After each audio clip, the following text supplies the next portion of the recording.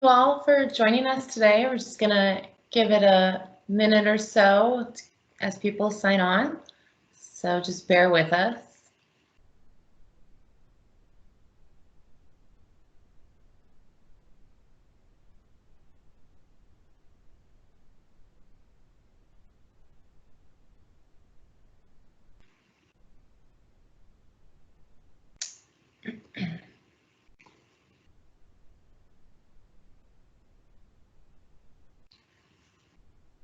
All right, well, let's go ahead and get started. So good afternoon and welcome to today's webinar, where we will take a look at ATTOM's newest data product and element, building permits, and how you can leverage this data for your business. My name is Jennifer Von Pullman, and I'm the Director of Content and PR here at ATTOM Data Solutions.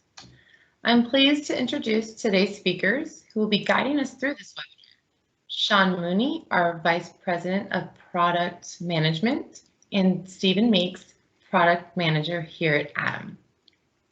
So here's a brief overview of items that will be discussed in today's webinar. We will give you a quick introduction about ATTOM Data Solutions, as well as uncover the various data products and solutions that ATTOM offers before diving into what you all came for, which is how building permit data can offer critical insight into the life of a property and how various industries can gain that competitive advantage utilizing building permit data. Please feel free to submit your questions throughout the presentation through the question box in your menu, and we will make sure to respond within 2 business days. So ATTOM Data Solutions is your one-stop shop for premium property data with flexible delivery solutions. Our mission is to power real estate transparency and to fuel innovation across various industries with the most comprehensive data. Now, if you aren't familiar with ATTOM, we've built a multi-source national data warehouse that blends property tax, deed, mortgage, foreclosure, environmental risk, natural hazard, and neighborhood data for more than 155 million U.S. residential and commercial properties, which covers 99% of the U.S. population, with more than 29.6 billion rows of transactional level data and more than 7,200 data attributes. We power real estate transparency for innovators in many industries, including real estate, mortgage, insurance, technology, finance, marketing, government, and more. So now I'd like to introduce you to Sean Mooney, our Vice President of Product Management. Take it away, Sean. Thank you, Jen, and hello to everyone who's joined us today for our webinar on building permits. As Jen mentioned earlier, building permits is the latest data set that we've added to our arsenal of property data. And we think it's a really invaluable tool in helping you understand the history of permitted work that's been done or not done on a given property. And whether you're an insurer or marketer or an investor, permit data reveals a property's unique story. So our subject matter expert on building permit data is Stephen Meeks, who is a product manager here at ATTOM Data, and he's going to be walking you through the details about our building permit data, including information on where it comes from, what kind of data is included in our product, and the various uses for different industries. So I'm going to be passing the mic, so to speak, over to him in a few minutes so he can walk you through building permit data. But right now, what I want to do is just give you a brief overview of the various data beyond building permits and product solutions that we offer here at ATTOM. So for anyone who's been watching this previously or is listening in on any of our last few webinars, you're likely familiar with this image. It's our ATTOM table of data elements, and we think it's a really fun way to present the different data sets we offer. And what you're looking at here is our new and improved version, just recently released, to include a tile for building permits. And the new version that's on the homepage of attomdata.com is actually interactive, and it's pretty cool. So if you haven't seen it yet, please check it out. Now, as you can see from this image, we organize our data into 4 main categories, and these are color coded for easy viewing. In red, we have property and owner data. In blue, we have our neighborhood data. In gray, we have our boundaries. And then in green, our analytics and derived data. Now, I'm not going to take you through all of the individual tiles you see here, but I'll just touch on a few. So first, I'll start with our property and owner data. So we track a lot of information about individual properties, and the data within this category provides many of our customers with the core data assets that they're using to power their businesses. So building permits is the latest data set we've added to this category, but we also offer assessor data, which is a broad category that includes address, ownership, legal description, assessed values, property characteristics, and more about individual properties. And as Jen mentioned earlier, our assessor data set covers over 155 million US residential and commercial properties nationwide. Our recorder deed data captures all the information regarding transactions like new loans or sales that have taken place on a property. The data we provide will include such elements like buyer and seller information, as well as transfer types and loan details. And we also offer the most comprehensive nationwide coverage of foreclosure data, which includes current and historical foreclosure records. So while our property data can tell you a lot about a home and its history, our neighborhood data sets are going to provide you the detailed information about the area where a property is located. In this category, we offer demographics, which provides statistical information about a local community like population projections, ethnicity, age, education attainment, and much more. We also have school data. We have detailed information on more than 130,000 public and private schools, elementary, middle, and high schools, as well as school districts throughout the US. We offer risk data as well, including crime, natural disasters like hurricane, earthquake, and hail, and air pollution and climate risks. And our points of interest data identifies locations of local restaurants, landmarks, businesses, and much more. In our boundary category, we offer three primary sets of boundaries, and boundaries are spatially oriented data that defines an area on a piece of land. So we offer parcel boundaries, which defines the boundary of an individual property, school boundaries, and we have both school district boundaries, which define the geographic area of the school district for a community. And we also offer school attendance zones, which provide the shape and the area that identifies properties that are located within each defined school attendance area. And then lastly, we have area and neighborhood boundaries, which would be neighborhood boundaries, zip codes, county, and subdivision areas of a community. And our last category of data is our analytics and derived data. This is any data solution that we are deriving from other data sets. And our most commonly used product within this category is our ATTOM AVM, which is our own lender grade AVM that provides a home valuation for properties nationwide. We also offer 2 years of sales trend data, and we have a loan model and estimated equity product, which derives loan position and loan status for all residential properties where loan transactions are available. And we do this to accurately position the loans and to derive an estimated equity for the properties, which is important in many different use cases. So now that we've covered our data, let's quickly talk about our solutions. So these are the different ways we deliver our data to our customers. So in our first category, we offer a bulk data licensing, and many of our customers license data from us, and since these data sets tend to be very large, we offer 2 delivery methods for bulk data license. The flat file delivery, which is a traditional method where we deliver the data to you in files via secure FTP. And then we have our latest innovation, which is our data as a service, which we call DaaS, where we make our data available to customers in a cloud environment. And the benefit of DaaS is that it allows our customers to access their licensed data directly in a cloud without having to ingest a flat file and store the data on premise. Both methods for bulk licensing are fully supported. It just depends on the needs of our customers for which method they select. We also offer our data through APIs, which if you're not familiar with what an API does, it allows you to access our data and make it available in your applications in real time. We have a very robust API developer platform where any of your developers can get more information and even start testing our APIs by signing up for a free trial. Our ATTOM List product is our self-service platform that allows customers to create mailing lists specific to their business needs.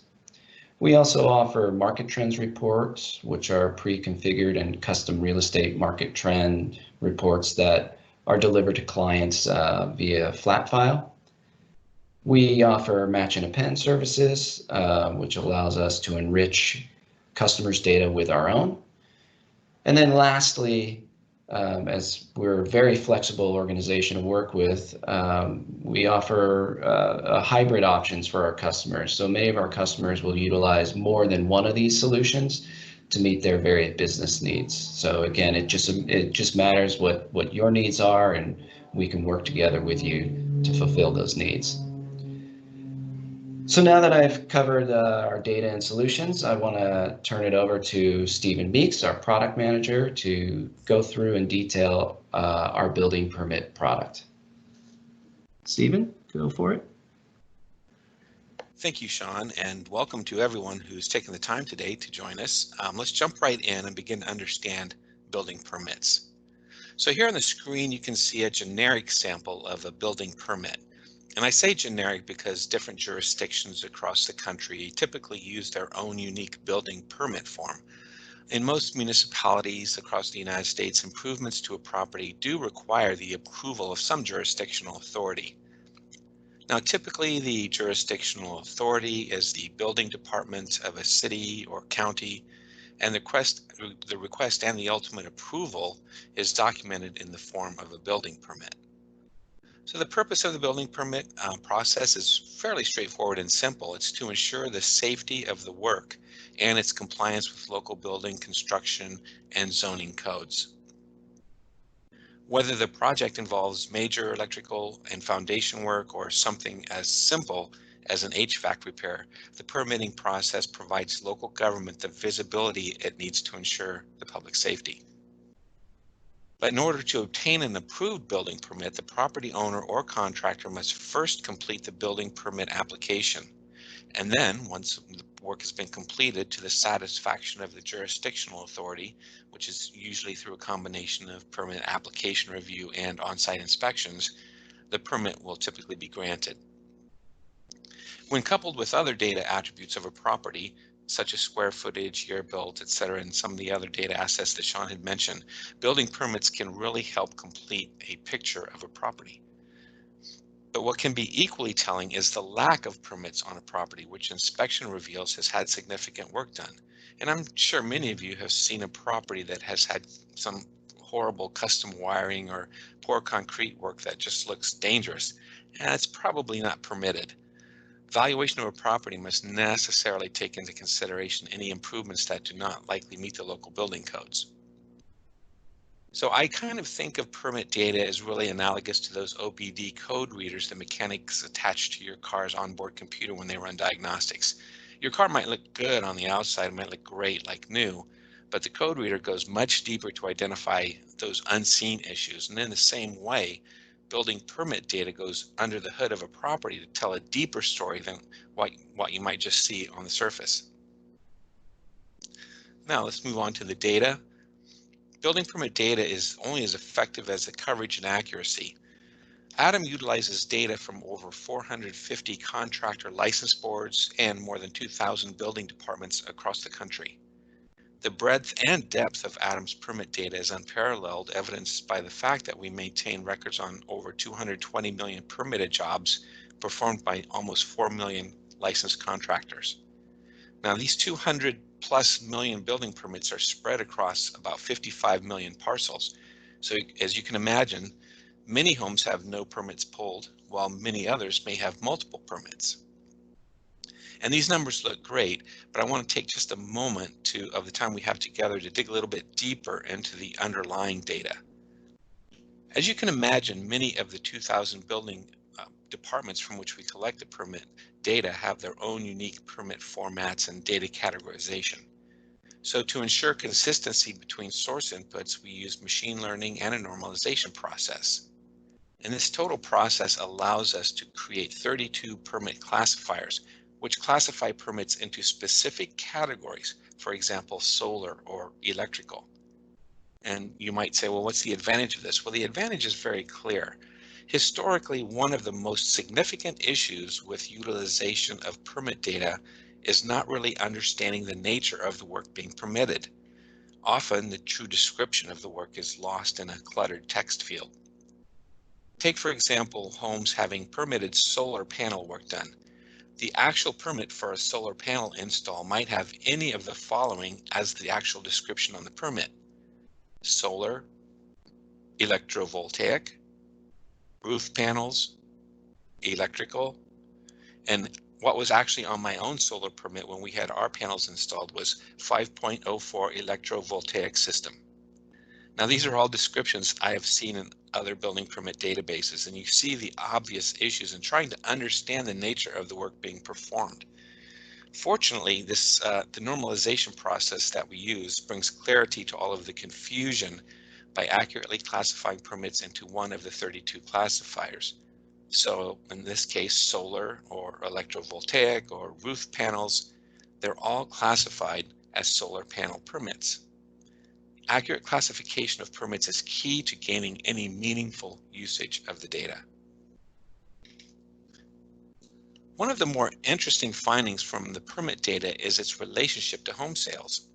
Analysis has shown that permit activity is closely associated to the sale of a property. This graph, which is based on the Los Angeles housing market, makes that association very clear. You can see that right before a property is sold, there's increased permit activity. And if you think about it, it makes sense, because before an owner sells a property, they make those improvements that they may have wanted to make years earlier, but now know that they must make in order to have a better chance of selling the house quickly. And after the sale, the new owners, drunk with the excitement of owning a new home, make desired improvements to their new home to really make it their own. I think everyone has experienced the excitement of moving to a new place, even if it's just an apartment, and wanting to personalize it to kind of make it your own. Well, that's borne out in what we see here. Post-sale, there's a lot of building permit activity.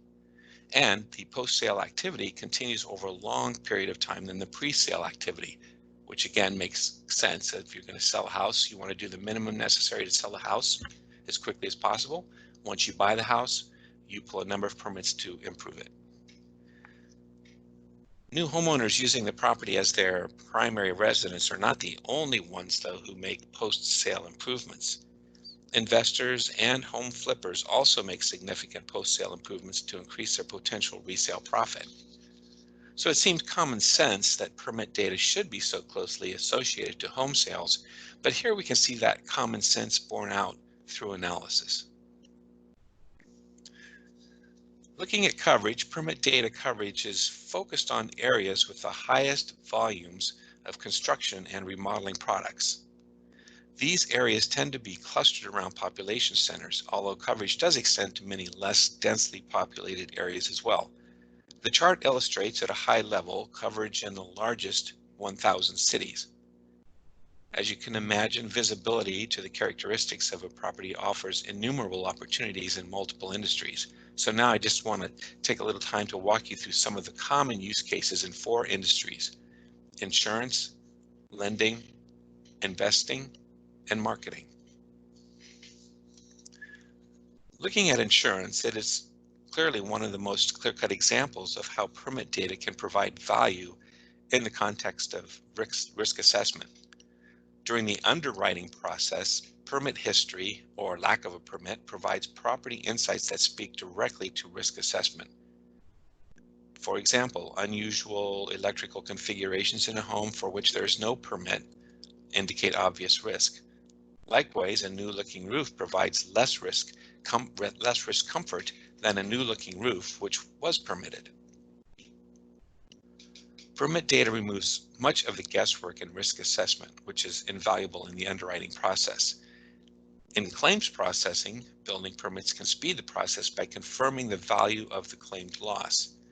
Permit data provides evidence of the work done on a claimed loss and giving some confidence that the payouts will be made on what is truly a loss. On the valuation side of the insurance process, an accurate permit history helps buyers, sellers, insurers understand potential costs of ownership. Permit data provides the transparency necessary to protect all parties. So using permit data to see when owners make improvements to their homes leads to an obvious marketing opportunity. New permit data not only gives insurers insight into additional premium requirements, but it can also generate new business opportunities. For example, if a homeowner pulls permits to install an in-ground pool, the insurance premium will need to be increased, obviously, but it might also be a good time to offer the homeowner an umbrella policy to cover a larger overall risk factor for the home. Just as there are many insurance use cases for building permit data, lenders can also benefit greatly. Like insurers, lenders have a clear need to identify work done on a property and the value of that work. After all, they will be the ones accepting the brunt of the financial risk, whether through a mortgage loan, home equity loan, or home improvement loan. Lack of transparency on a property certainly increases lender risk, but as with insurance, a true understanding of the risk and the value of a property protects sellers and buyers as well as lenders. On the marketing side of lending, new permits often indicate new lending opportunities. Using the previous example of installing an in-ground pool, if a lender sees a permit for the work, they know that the owner is spending a significant amount of money and they may be in the market for additional funds for other projects. This could be the perfect time to offer a home equity loan or line of credit. Now let's take a look quickly at uses for investors. One of the most important requirements for effective investing is understanding the true level of risk associated with a targeted property. Nothing at all can destroy a cap rate faster than having to make outlays for unseen and unexpected issues. So in a flash, expected financial gains on the property can turn to losses. Permit data provides an invaluable history of work done. Additionally, again, lack of permit data is telling as well, since non-permitted work will require remediation and therefore additional investment. So prior to purchasing a property, investors need to understand the cost involved in either operating the property or reselling it. Permit data is also a critical piece of the cost puzzle for investors. Usage of building permit data in a marketing context cuts across all industries. However, providers of goods and services can get a quick competitive edge by understanding the relationship between permit data and the need for additional services. For example, a building permit classified as a kitchen remodel likely indicates a few things.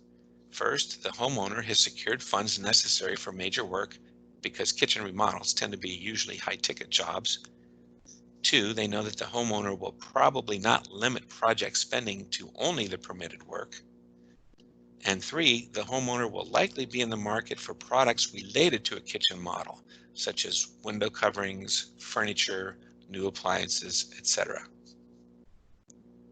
Similarly, a solar panel building permit may indicate an environmentally conscious homeowner who would be interested in other environmentally friendly green products.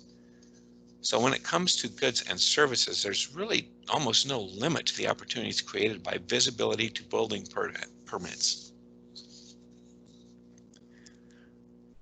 So today we've seen how building permit data is collected, how it works, and how it can be an invaluable data asset.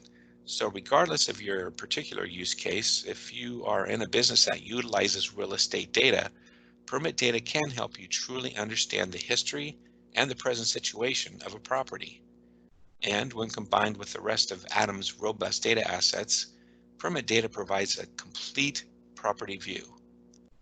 ATTOM's building permit data is currently available as a bulk data delivery, and it will soon be available via our DAS solution, and that will be coming in early summer. So however you access our building permit data, we think you will find that it'll give you an invaluable look under the hood of the property. So I want to thank you again for joining us, and at this point, I'll turn it back over to Jennifer. Thank you again for joining us, and please make sure to submit any questions in the questions pane, and we'll be sure to answer them within 2 business days. And thank you so much, everyone. As a reminder that a recording of this webinar will be emailed to you. And also, before you leave us today, please visit our website at www.attomdata.com for more information on us and to keep up to date on the housing market. We also have a newsroom on our website where you can read articles on market trends, case studies, and more. You can also subscribe to our news and events updates there. And finally, if you're interested in learning more about any of our data and solutions, please either reach out directly to your ATTOM representative, or if you don't know who your representative is, you can visit the Contact Us page on the ATTOM website. Just fill out the form and one of our data experts will get in touch with you right away. Thank you again, and we hope you enjoyed our presentation.